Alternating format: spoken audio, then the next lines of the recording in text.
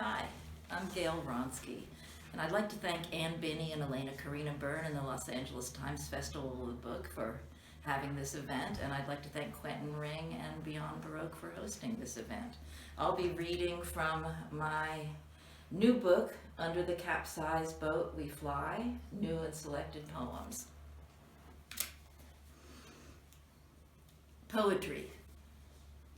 Whether it comes nude and ardent to you, or whether it beckons out of faraway cypresses, whether it be astute or swallowed up in your endangerment, embedded in your window's sheen, an imperceptible enigma, you, parting the clouds with imagination's keenly lit tentacles, can graze the inalienable formalities of its murmur. I can see plain day and its masters making the reaping machinery of purgatory glisten in the deepest star fires of your eyes. By all means, be beguiled by this. And then I'll describe the agitation in my labyrinth, how exquisite it has been to lift from a wayside altar poetry's quickening string, how like being in love. The injury cringing in the mirror vanishes as you pass it, loaded down with death, leaving behind only a dazzling gust of panic and happiness. Conspiratorial we. Hammers and fingernails withheld, even in the midst of frenzied days and envies, nonplussed sun, which moves behind mountains to caution the edges of our eyes, mouths with nothing, which nothing can outdie. Under the disordered dusk, through mysterious windows, we meet and conspire, bathe our daydreams in gin. So much said already in the twilight. We are alive, but do not demand much of it. We don't believe in anything but ghosts. We don't question people badly dressed in mourning. Under the heavy heel, we are alive and weightless. Under the capsized boat, we fly. The petty infinite. The jasmine by my studio is flowering. Oh, simple life on the surface of the planet. My writing limbo oscillates in front of it. Then the other plants begin to waken and the ground perks up. I am a mad woman living in the midst of such profound activity and such smallness. Let love take its chances here. Let love luminesce and mark time in this yellow mill wheel of days.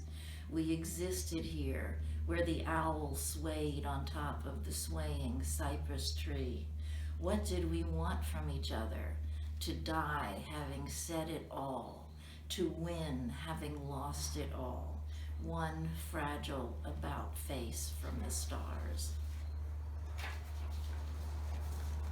Tony. In the urn of the lengthening day, the man who will die on my street is walking backward toward traffic, with his shirt on backward, a bright orange vest backward, and his dirty white hair straight up as if it were fire. The rush of a sunset briefly appeases him, making windows vivid. Then a dusk of gray lilacs, an acrobatic bend of hillside seems to prolong the impossibility of his salvation. Though beleaguered, his brain is stuck on hope. My girlfriend, the German filmmaker, is pregnant with twins, he says, dangling 2 used baby shoes in front of me. He sings a rough-hewn lullaby. Virginia, his sister, whispers Zen prayers in a single whimper. She sits him down in front of the cafe, more helpless than a bird, she thinks, but he is grinning, thanking God for the kindness of the yellow-haired goddesses who drive by waving. Hey, Tony, they say, how's life in the fast lane? It's a fucking nightmare, he says. One more poem. The only thing we have to lose is loss itself.